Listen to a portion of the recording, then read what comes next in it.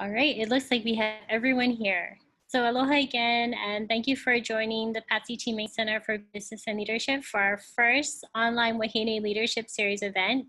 We hope that all of you are safe and well. These past few months we have heard amazing stories of our community coming together to help each other through these difficult times. Today, we are excited to hear from some of Hawaii's amazing leaders about how they saw a need and brought their communities together to help. Now, before we proceed, I would like to welcome MCBL's Program Director to say a few words. Colleen? Thank you, Brittany. Aloha and welcome to all of you for our first Wahine Leadership Series webinar. Thank you, Brittany. Aloha and welcome to all of you for our first Wahine Leadership Series webinar. Thank you to our VIP sponsors and today's attendees for your continued support of this program. As the only women's business center in Hawaii, the Patsy Teaming Center for Business and Leadership is proud to support our local women leaders in their personal and professional growth and development. As many of us are finding our place in the new normal and learning to navigate these unprecedented times, we have seen several amazing examples of heroic community members taking the initiative to support our community as a whole. I'm grateful to both Amanda and Jason for being here today to share their story. Please enjoy today. Thank you so much, Colleen. Now I would like to introduce you to our team. So I am Brittany Monteliano again, and I am the program manager for the center. I would like to also introduce you to our program manager, Maylin Zambrano. Maylin will be assisting with any technical issues. If you experience any technical issues, get logged off, or have trouble accessing, please email her at mwzambrano@ywcaoahu.org. Now, I would like to introduce you to our amazing moderator for today, Melly James. Melly? Hi, thanks, Brittany. Welcome, everyone.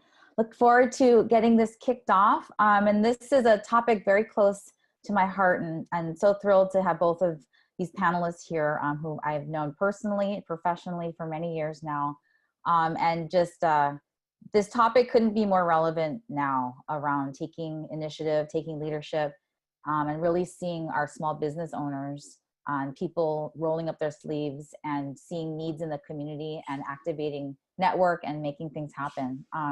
So really thrilled to have this conversation. I'll first introduce Jason Brand, who I've known him more as one of the co-founders of Kohana Rum, but he's obviously involved with things much bigger and part of a group that has, you know, farming, aquaculture, alcohol, digital media, digital payments, programming and film, and a lot of other great things that are very important as we look at food security and expanding local products here in the islands. And so I think most people know him more from his Kohana Rum and Manulele distillers, but we're really thrilled to have him join us here today. So thank you, Jason.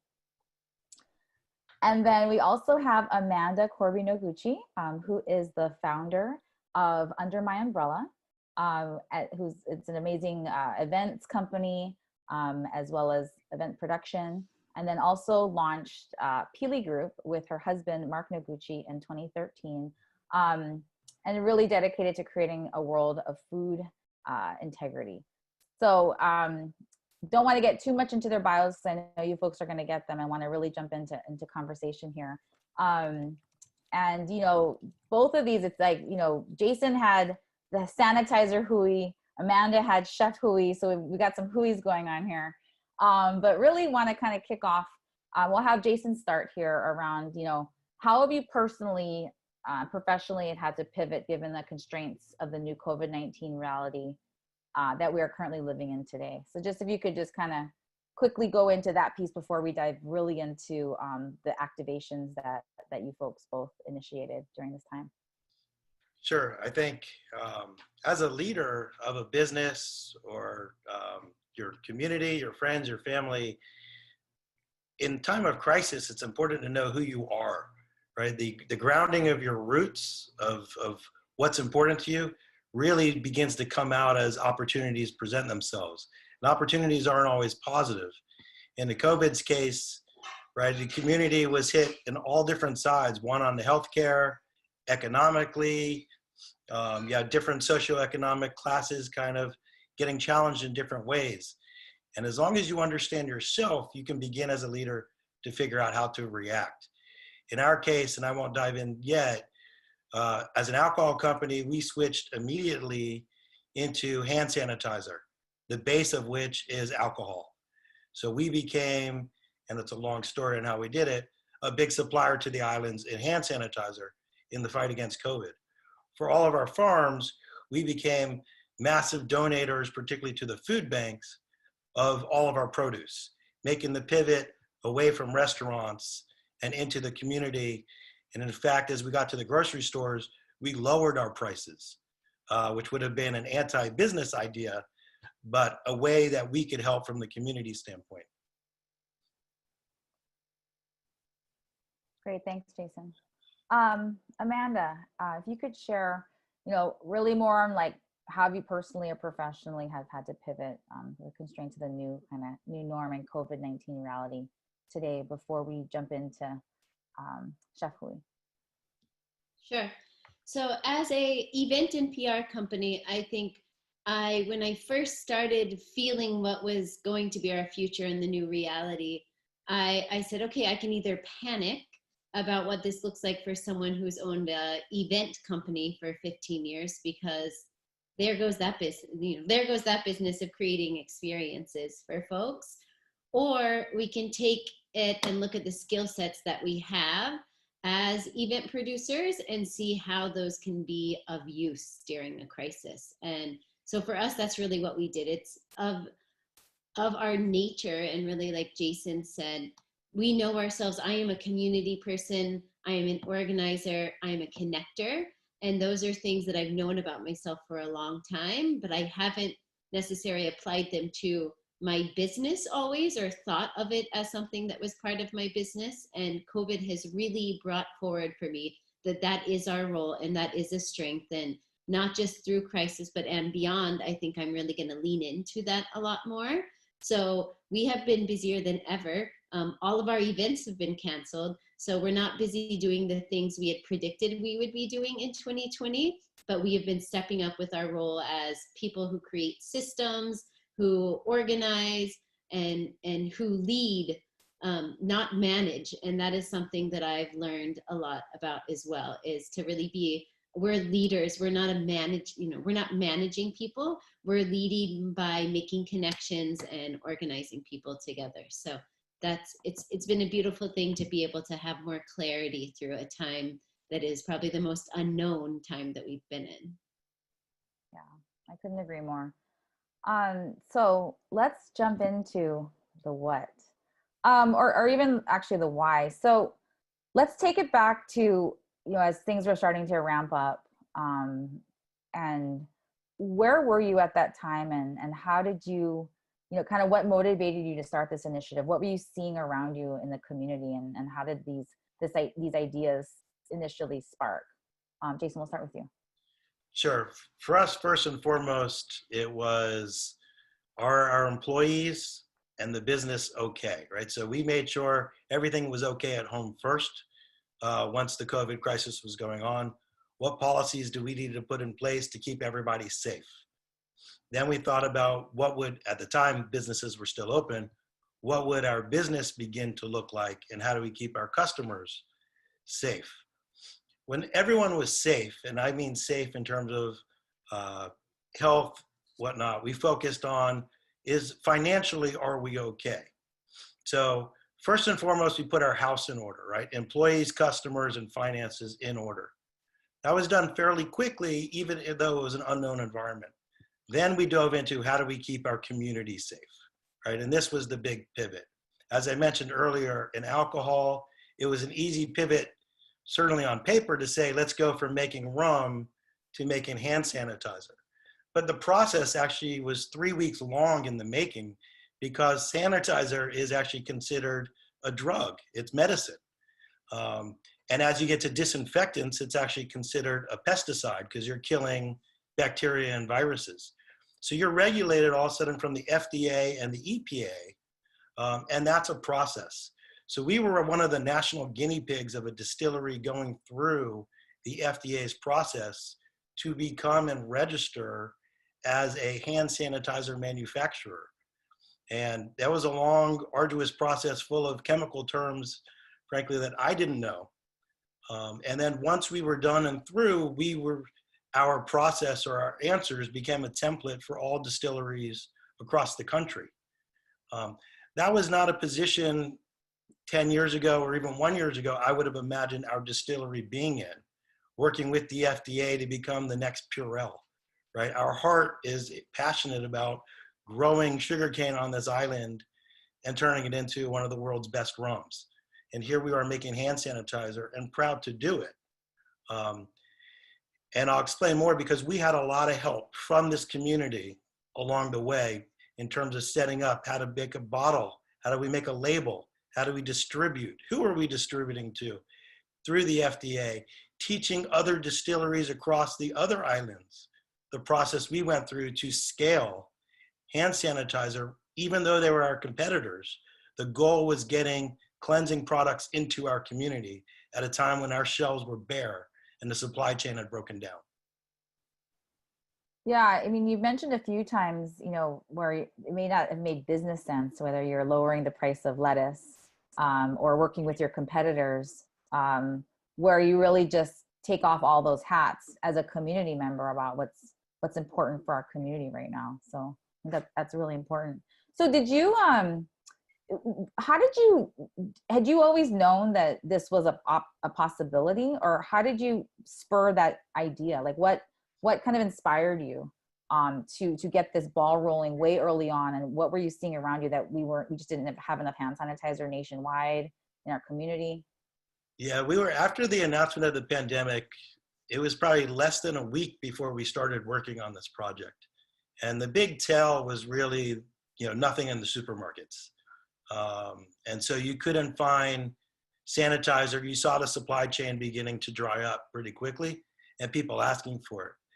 At that point, I guess the distillery owners, all the employees at the distilleries, and truthfully, all of our families kind of talked about, we need to get involved.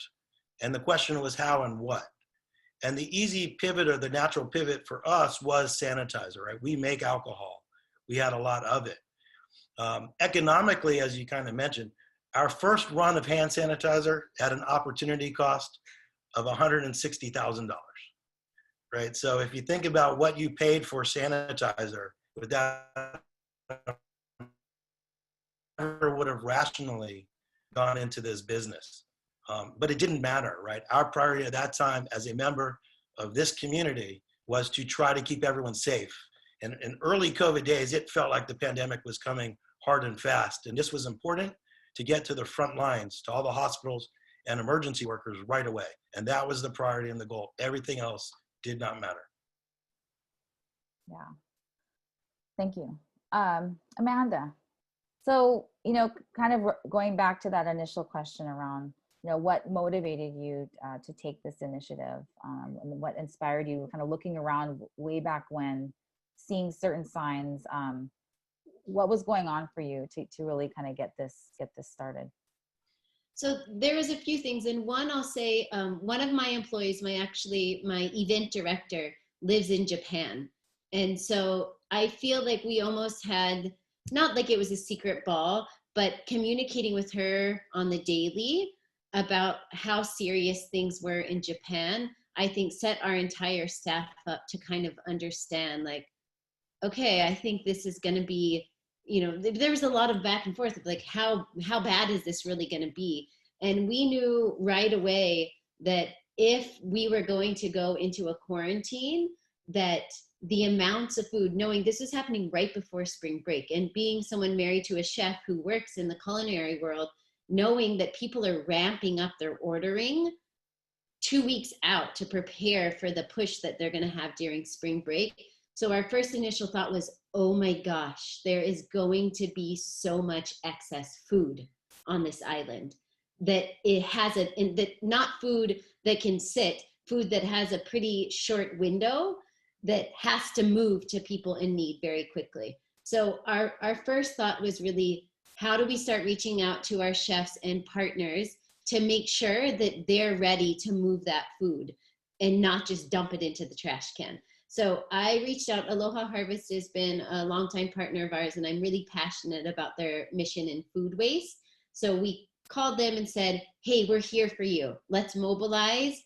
This is going to be big. And we know that you guys are already doing so much, but they're a staff of 4, and then I think they had 3 drivers at the time. So we said, we're here for you. Call on us. We're ready to mobilize. And Chef Hui was something we started a few years ago to connect the culinary world to food and to farmers and to community. So a way to make it a more collaborative space of working together. So it just seemed like a natural fit to start reaching out to our chef members. And I mean, the beautiful thing about Hawaii and about being in certain industries, and Jason could speak to this in his industry, is you're tight. And so it takes Mark sending a text message to 30 of our closest chefs and saying, hey, this is what we're doing. Are you guys on board? And if you are, reach out to your networks, have them call us. So I would say for the first 2 weeks, I felt like I was like the old, whatever decade it was, where there was the operators who were answering phone calls and putting them through. That's what my entire staff was doing for like the first 2 weeks. We were answering phone calls and putting people through and saying, okay, we have 8 pallets of this at Hilton Hawaiian. Who can go do this? Okay, and just directing people and just rescuing food. So we didn't stop at that point and sit down and say, here's 30,000 feet view. Here's what our strategic plan is, which that's my usual, is to take that approach. It was like, we got to save this food fast and we got to get it to people in need. So as my staff was doing all of this, doing operators, I was also getting on phone calls with communities. I was on calls with the DOE, statewide, Kapuna feeding programs, keiki feeding programs, listening to what the needs were and listening to what the limitations were going to be or what the roadblocks were going to be. And being event people, we have a standard, what we call electronic binder that usually has about 20 different tabs in it. And we just took that same system and started applying it to this process so that we very quickly then kind of had an operational guide. I knew who a lot of the players were. I knew what they were looking for. We had Slacks. We had so many different forms of communication. I was like, where was that? Was it in a Slack? Was it in an email? Was that a Facebook message? But trying to track all of that information and just take that immediate response of rescuing food. And originally we thought our chefs would be cooking with that food, but there was just such an excess amount of it. We realized the best role our chef community could play was in phase 1 was getting that food out to people who were either cooking or who were distributing it. So we spent almost the first month really just doing that. And we were moving, with the help of Aloha Harvest and many of our Chef Hui partners, we were moving around 80,000 pounds of food a week that was just going out to people that were in need. And at the same time, we were looking at warehouse spaces, trying to figure out where cooking could happen, where we could store things. So there was a lot of things that were moving at once. But as someone who's typically the big picture planner of things, I spent the first month doing 25% of looking at what are our future obstacles going to be, and 75% of it or 70% of it doing just getting things where they needed to go. I then, after about 3 weeks in, said, okay, you guys got this. I'm stepping back and I'm thinking about what are our obstacles going to be. And I realized our next is going to be donations will run out. We need to start raising funds to purchase from our local farmers, because without our local farmers and producers knowing that people are going to be there to show up for them, they're going to stop planting, they're going to stop harvesting, and they're just going to plow things back into the ground. And so we started working with partners to raise funds quickly to be able to, when it was time, begin the purchasing process from our farmers and calling them and saying, like, please keep planting, we are going to purchase from you. You know, please keep slaughtering, we are going to purchase from you, so that we were assured that in another month that we wouldn't have anything to purchase because people were unsure. So it was trying to also be strategic and think about big picture of what our needs were going to be for the next few months. And that's always kind of my plan, is to react and do as much as we can but then make time to step back and think about what our obstacles are going to be in the future so that we have time to prepare for those. And with many hands on board, I think that that was possible, and it's allowed us to still be continuing to grow our service now. And I feel really thankful that we're able to do that. Thank you. Yeah. No, it's interesting. You said you guys had started Chef Hui years ago. So was this kind of that an original idea that almost like future proofing, knowing that something like this could happen, and how do we create more kind of a sustainable system on island? Was that part of the original Chef Hui where you ended up meeting that network?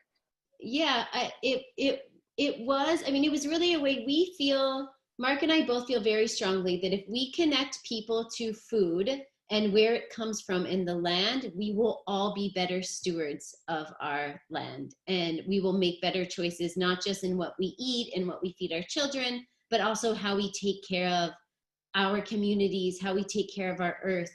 And so that had always been something that we had been interested in. We also have several partners on the mainland who, when crisis happens, like earthquakes and floods and disasters, have really great models of how they show up. And as Chef Hui, we had shown up for folks in Puna when there was a volcano and helping to make sure people had access to food. With Kauai and the floods, we had been involved with people like Waipaw Foundation and some of the farmers, making sure. So we had already had a taste of it and thought, oh, this is a cool thing to engage our chef community, and they're hungry for this. And it was just like the chapter book that had like 1.5 chapters written in it. We wrote like the other 14 chapters in 2 weeks. It was just a very rapid, trial by error that happened. But I think we had enough team members on board to write that book very quickly. And same with Aloha Harvest. Some of the work we're doing now in partnership with them has been a dream of theirs to do. Being able to store food and sort it and then get it out to communities versus having to do it all in the same day. And they've got really good at it, and they got a crash course in what that's like. So I think it almost expedited dreams that people had long term and made them a short-term reality, kind of a silver lining of the crisis. Yeah, it's interesting. You had like a Hui going on already, like a minimal one, and then being able to quickly activate it and thinking about what those next problems and challenges were going to be, and who else you needed to activate from the community, which I definitely want to speak to. So Jason, kind of speaking of the Hui, and I guess you guys are calling it the sanitizer Hui. Can you share more around, how you activated your network, and what did it take you to convince others to join? So like, who were those people? I know you started mentioning bottles and different aspects of hand sanitizer, especially when you're getting involved with FDA certifications and stuff like that. Can you talk about kind of who came to the table and how you folks activated? Sure. Before I even get into that, though, listening to Amanda speak and knowing that there's a leadership aspect to this, it's important to realize that even in crisis, the general application of a leader is the same, whether you're trying to guide a normal environment business idea or a crisis idea. It was a brainstorming around an idea, and then all your focus switches to implementation, right? And the challenge of a good leader is really figuring out the implementation, not just the idea itself. And to bring it now to the sanitizer Hui, in our implementation of something like sanitizer, it was searching what are best practices available to us. Is there anything I can copy, amend, or lead from? And who would be another stakeholder that would be additive to what we're trying to accomplish? In our case, we knew that we could provide the alcohol and that we were able to get the FDA registration. Home Blue, which is one of the largest printers on the island, volunteered or through a connection, was said, I could print you labels because obviously sanitizer will require labels. Holmes Enterprises said, I could donate bottles. And a lot of the products that they use in their manufacturing of food products that you find in the grocery stores became our original bottles. And even as the process evolved, more partners like Tomorrow's joined in and Aloha Shoyu. And in fact, our main bottle now is the soy sauce bottle from Aloha Shoyu, locally made and manufactured, so that was better overall for the island. American Savings Bank came in and said, I'll finance some ingredients that you need because while we made alcohol, there were still 2 other ingredients not produced on Hawaii that we would need for sanitizer. So Matson and Young Brothers joined in and said, if you source it, I will ship it. Gift of Giving, Angel Network, the state, and Food Bank all said, we will go ahead and help distribute to Kapuna, to the homeless, to the outreach communities. And then the state went ahead and made sure that the hospitals and EMS were able to get their distribution. So quickly, as we talked about the idea was we need cleansing products quickly. Various people that had expertise that are local had the ability to go ahead and rise and join the Hui. And we went from making, maybe our first batch was 300 gallons of sanitizer, to this week we are now running 6,000 gallons with just our distillery.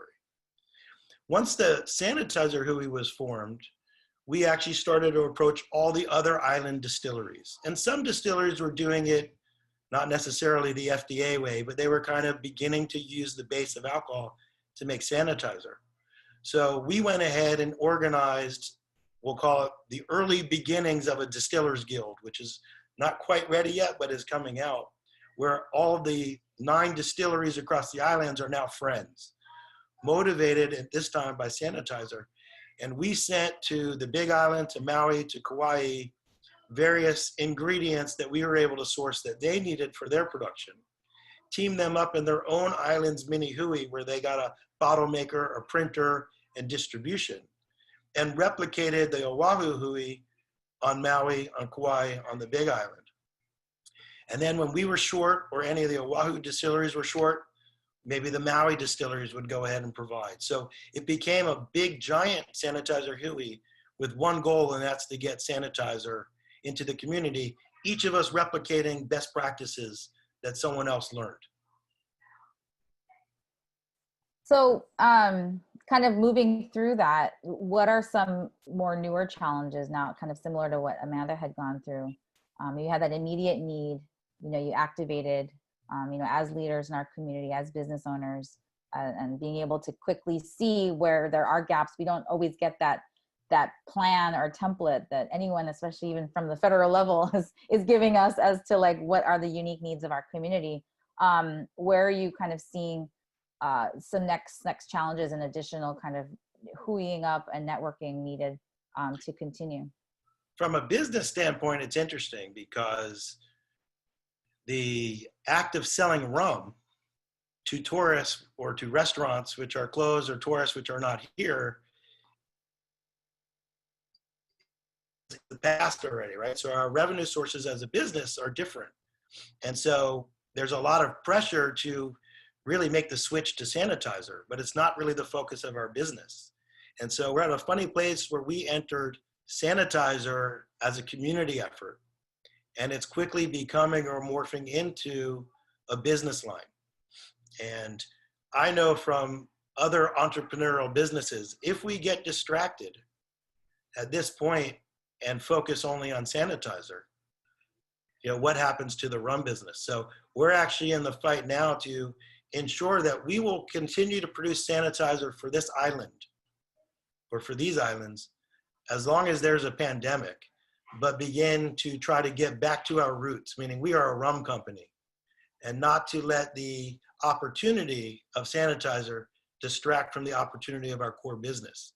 If we do that, then we will lose our core business, because now we'll try to be great at 2 things and become average at both.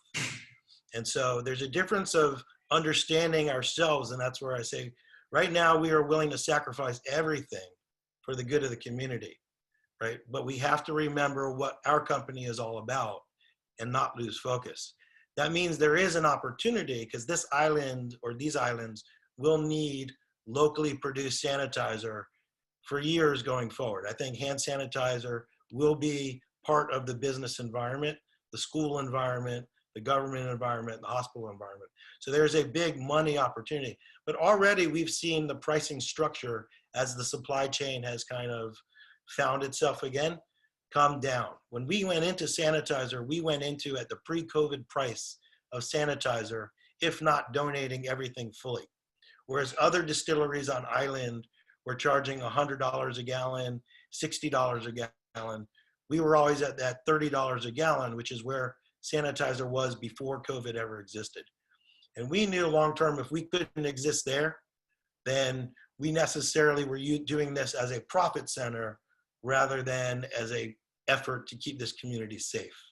And true to ourselves, we were in this to keep the community safe, but our big struggle now is how long do we do this for, and when will the supply chain catch up?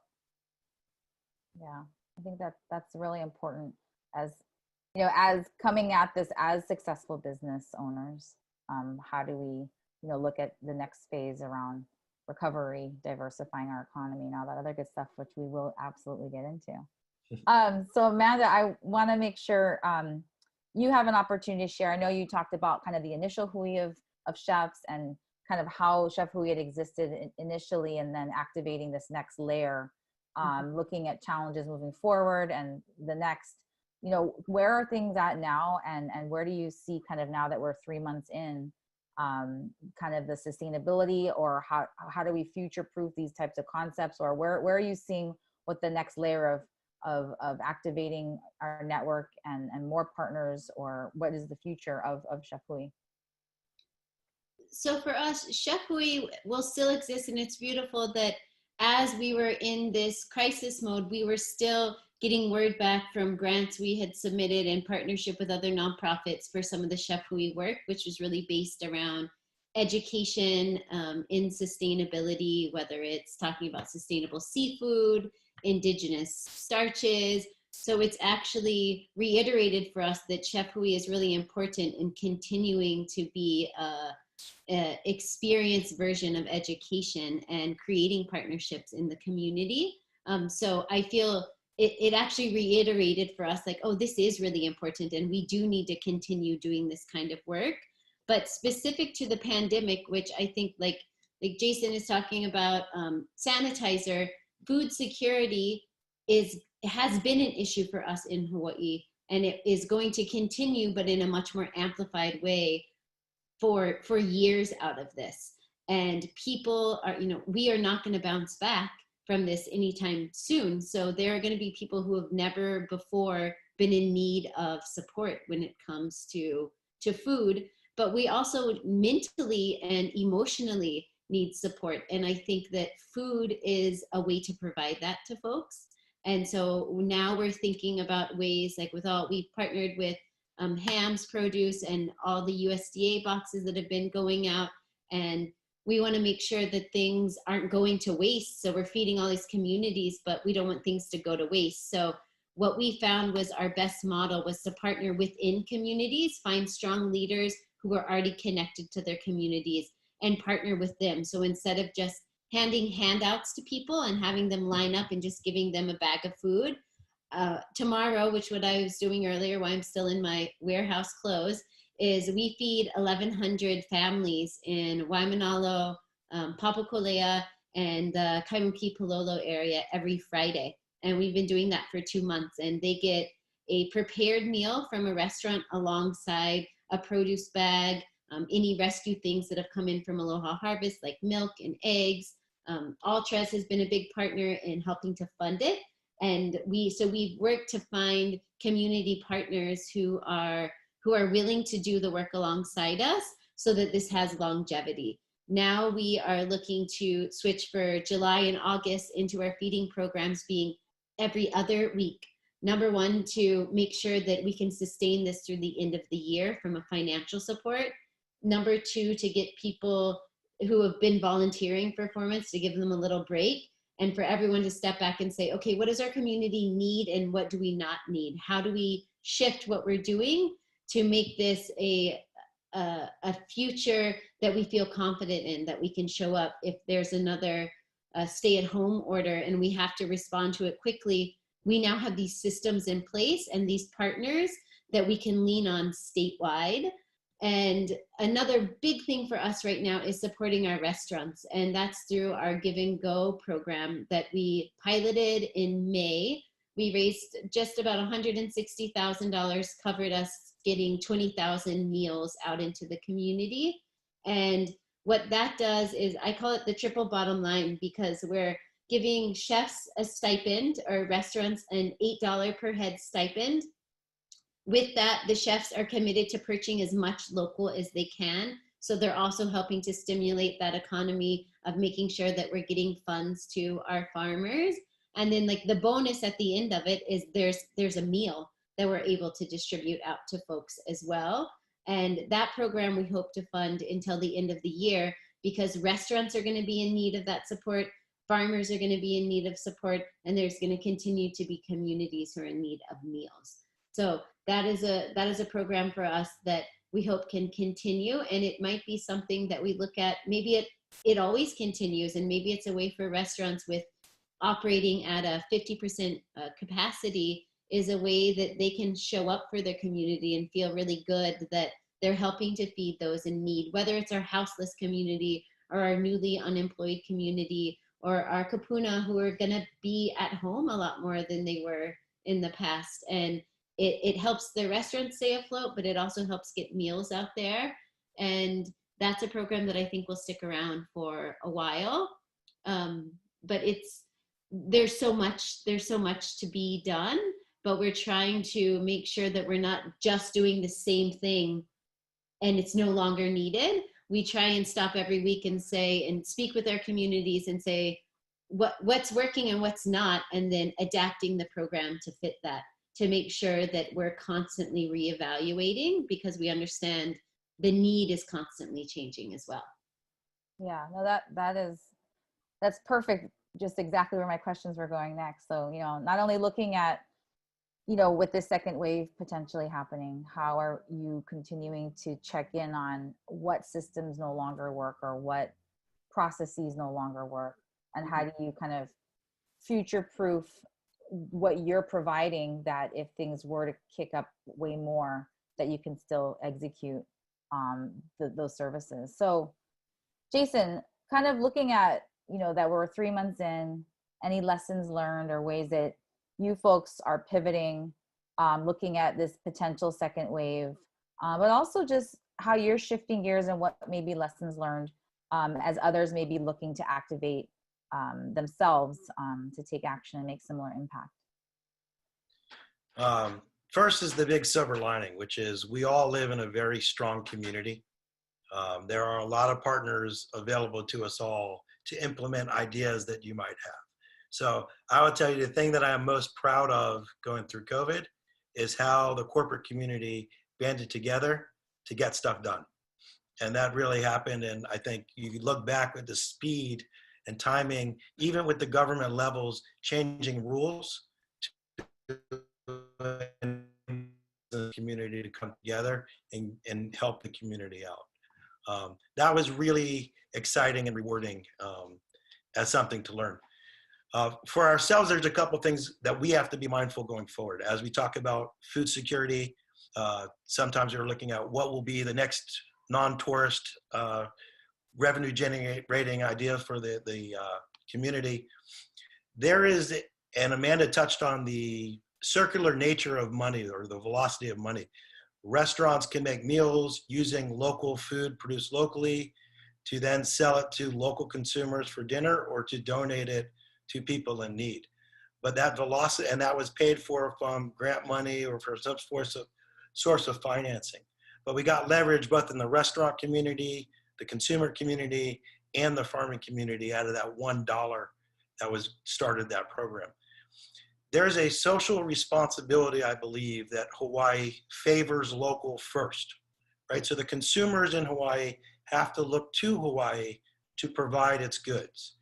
There's a responsibility by Hawaiian producers to try to generate enough scale that their costs are similar to those costs in the mainland or wherever we're going to import it from. Okay, oftentimes we say, hey, let's buy local, but it's at twice the price. In which case, that's not really a fair bargain to the consumer. So there's two responsibilities, one by the local community to buy local, and one by local producers to generate scale to go ahead and drive prices down. In Kunia Country Farms, as I mentioned, we grow lettuce, right? We are very environmentally sustainable, and we are scaled so that we grow lettuce equal to the state of California. So the cost of shipping is our competitive advantage. So we go ahead and price our lettuce at half the cost of shipping, cheaper than the mainland. Meaning when we go to the grocery store, we say, not only am I local, meaning fresher, but I am cheaper. There is no reason for you to have a California product if I'm offering you the same quality, locally made, and at a reduced price. And that's the bargain that every manufacturer here on these islands need to think about. And I kind of gave the same example in hand sanitizer. When we made that product and finally offered it for sale, and we offered it for sale at a price in order so that we can support our donations, that price was always equal to the cheapest price you can find online, right? So again, we made a product, but we were already ready and can make it at that scale where we can compete nationally. I could start shipping, and it's not easy to ship hand sanitizer because it's 80 proof alcohol or 80% alcohol, so it's a hazmat thing. But we technically can become and compete versus the Purells of the world because we now have scale. In terms of sustainability, and this is fun on sanitizer, we converted all the skunk beer at the restaurants to hand sanitizer. We converted all the slurry left over from Dole Whip into hand sanitizer. So just as people were going around looking for food that was going to waste in order to repurpose, we went ahead and converted anything that had a sugary component, actually honey, we converted a lot of honey into hand sanitizer. So it was the same kind of thing. How do I go ahead and take what Hawaii has to offer that is going unused and bring that in? Economically, that lowers your cost of goods, making our donations more affordable and sustainable. But environmentally, that also makes life a lot easier in terms of having to, let things go to waste. We can actually repurpose them into something that the community needs. Big message, consumers buy local, local producers need to scale to produce at cheap prices. That's the partnership. And we often forget both of them need to exist. Yeah, and I think a lot of times it's chicken and egg, and as we get economies of scale, as we're activating more, even from a tourist industry or people that don't even come here, how do we start increasing exports? We all know brand of Hawaii, talk about it a lot. Hawaii's 51 out of 51 states, lowest per capita in exports in the nation, including DC. And so, as we think about new dollars coming into the state, economic impact, and creating economies of scale for pricing, that is a responsibility that we do have on both sides. So I couldn't agree more. All right, so we're going to open it up to some audience questions here. First one, kudos Amanda and Jason for your good work. Question, how has the pandemic brought to light food security for Oahu, and how do you see fulfilling the need to support families as the pandemic continues over the next several months? Where is the biggest need to support food security? Amanda, you want to jump in first? Or Jason?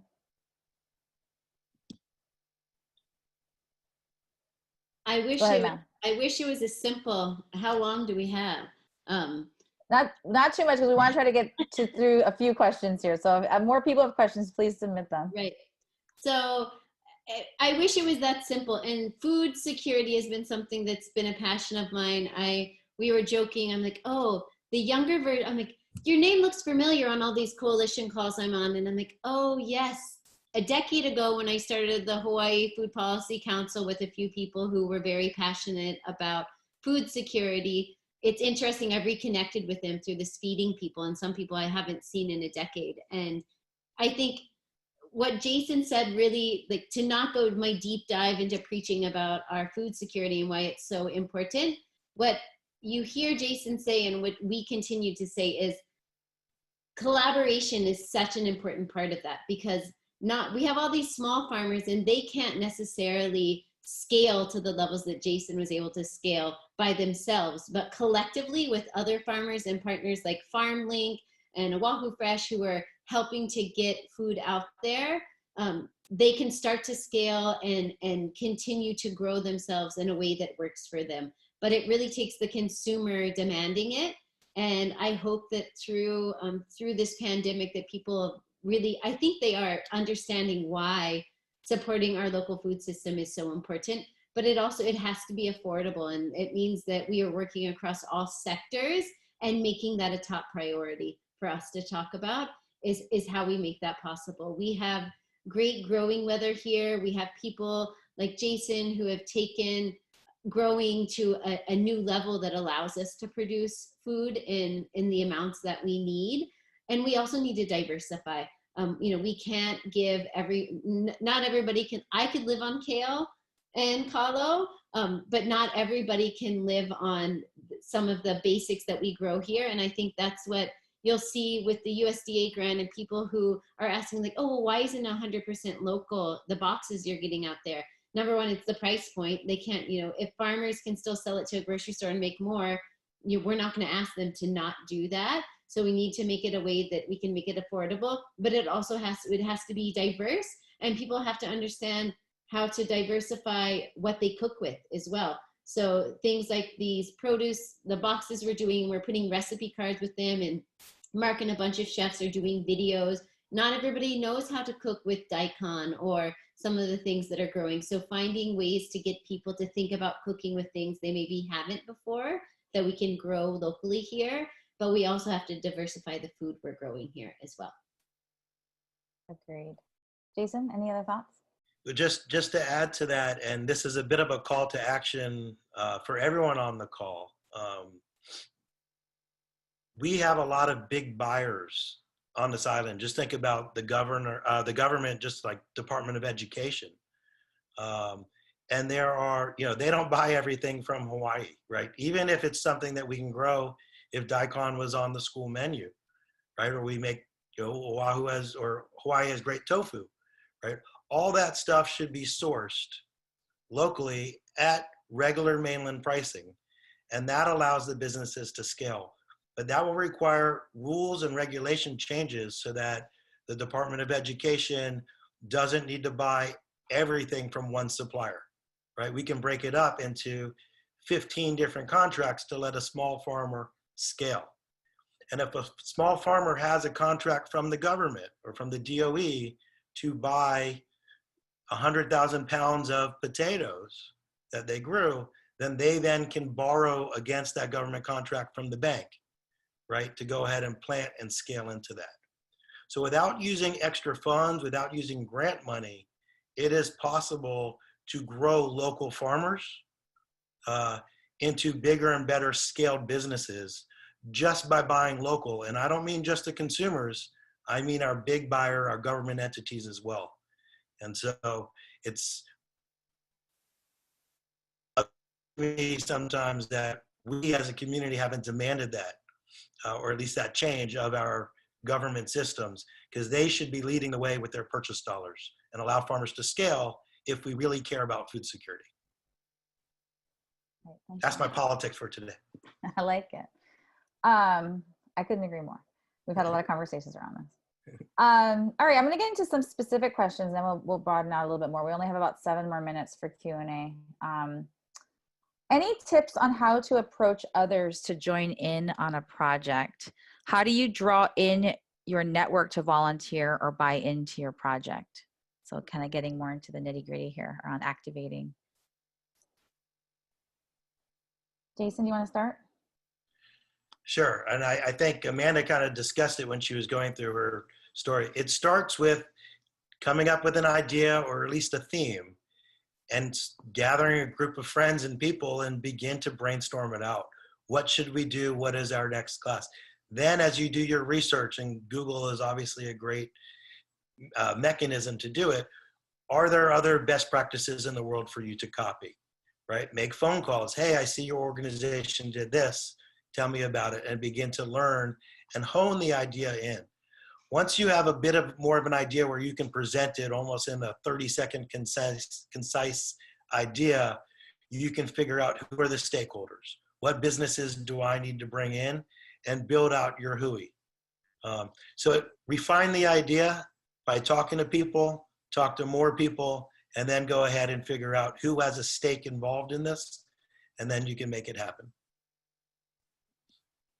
Thank you. Amanda? So a few things on that, and that's part of like, this is my passion. I love this. This is like, and I have found that through COVID is I have had some of the most difficult partners through this process that I really had to dig deep and say, how do I make this work? So it's been a great learning process, but understanding that everyone has something to give. And so creating a collaborative, inclusive space where people can show up in a way that works for them and that feeds their soul. Because what feeds my soul is like a panic attack for my husband. The logistics, the putting all the things together, I love that. And it's part of what drives me. Whereas I understand very deeply from like our relationship and partnership that that's the part that stresses him out. But if you create a space where everyone can serve in a role, and this is even the communities that we feed, the people who are taking home food and benefiting, we also created space for them to show up. And it was important for us that we feed people in a respectful way. The last thing that you want is to be someone who feels needy and is asking for something. Like, that is not sustainable for us. We have to figure out ways to let people show up that respects them and that we all are being of service together. I read an article, Rachel Wong, I don't know if she's on this call, but she sent along a beautiful article that just hit me very heavy and spoke to what we were doing, which when you're helping people, you're saying like, you are needy and I am above. If you say, you know, you're going to be of service, it's like, how can I from human to human be of service to you? And you can be of service in a certain way and I can be in service. And if we all do that together collectively, then we're going to be able to sustain this work because we're showing up in a way that works for us and that feeds us. So that's my emotional kind of deep answer to that. Logistically, what we did is we set up our website. We totally transitioned it from what it was to be a resource hub. So for about 2 months, one of my staff, her full-time job was managing that. So any resources that came into Slack, whether it was feeding sites in communities, anything we were putting into that website in an easy to digest way. And we had a volunteer form where you could volunteer to show up, and we made it pretty specific. So it said like, what region of the area are you in? What days are you currently available? What skill sets do you have? And we tried to think of all the different things so that people could say, this is me. And it's still, I mean, we get 10 to 20 volunteers a day through our Chef Hui website. And these are CEOs of companies. These are restaurant workers. These are hairdressers. These are, I mean, all different kinds of people. But then it's really great when we have a need somewhere, we look through our spreadsheet and we reach out to the people in that area and they're there, and they're not just there, they're like smiling there. I haven't been out of my house in a month. I am so happy to be doing this. And it can be something like packing up 30,000 pounds of vegetables. It could be picking up a meal and driving it somewhere. It could be delivering meals to a kapuna who's in need and doesn't qualify. And I think when you create a space for people to show up in a way that's respectful to them and it makes them feel that their skill is of use, that's where we can affect change at a large scale. I love that. Thank you. Can you share with us that article if it's public, and we'll make sure we get that out to the audience? Yeah, I sure will. Awesome. All right. So wrapping up with my last question, I would love any last thoughts from our panelists, but also if you had to sum up in 3 words what has been critical to your success with these efforts, what would those 3 words be? It can also, you know, be a phrase. Doesn't have to be exactly 3 words. But, and also any last thoughts, as this will be our final question. Jason, why don't we start with you? Sure. I guess if I had to come up with 3 words or a phrase, it would actually be no fear. I think if you believe in your heart in an idea or an ideal or a process, you have to go for it. That doesn't mean you can't pivot every now and then, but if something is worth doing, you do it and you do it right. And so for us, it wasn't a matter of money. It was, you know, our sacrifice was our time, our energy, and our effort. And for the right causes, we'll always do that.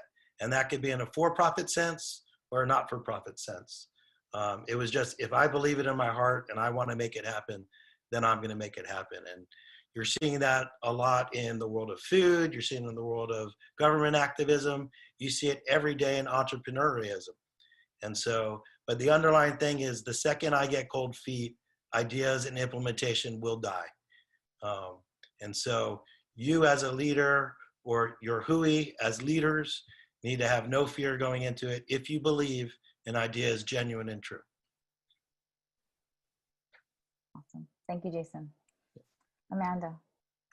I had 3 words. Now I want to change all of them because there's so many. But I would say, and like, anticipate, like try and anticipate future is one thing that's for me that I'm always thinking about. Collaborate. Collaboration is key to our success. We have to collaborate in ways that we didn't think we would be comfortable in collaborating, and be of service. Just know what you have to bring to the table, and be proud to bring that to the table, and know that it has an impact. I think you guys are definitely on the same page. And I couldn't agree more, you know, around that no fear that you need, but also how do you de-risk that as you activate and have that no fear when whichever direction you're going to need to go to, because you've been cultivating, collaborating your network, and kind of always thinking ahead.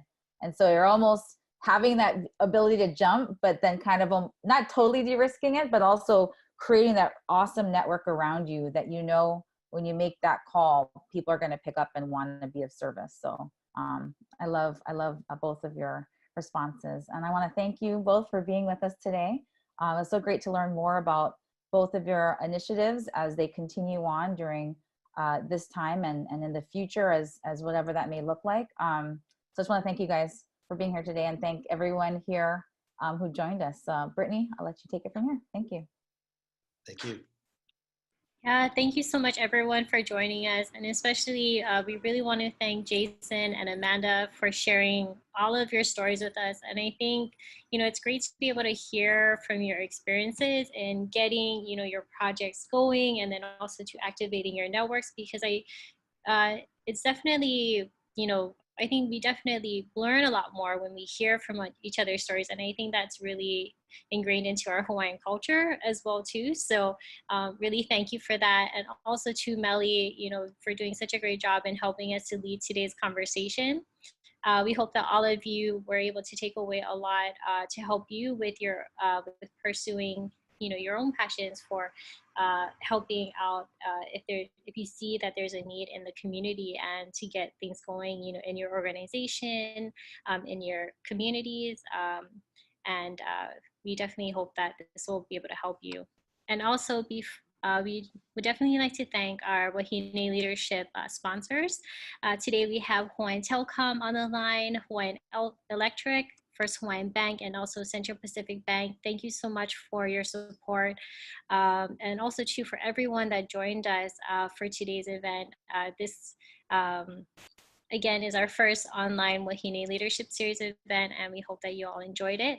And before we let you go, we would also like to say that we understand that a lot of organizations, a lot of businesses, and a lot of individuals, you know, are doing their best to navigate these times. And this is something that we're going to be dealing with most likely for a while now. And because of that, we wanted to let all of you know that the application deadline for the Wahine Leadership Series has been extended to June 26th. So if any of you are interested in applying for the program, please let us know. Check out our website at mcblhawaii.org, or even give us a call at our office. And again, be sure to check out our website for upcoming information about upcoming leadership events or small business events as well. All right. Thank you, everyone. Bye.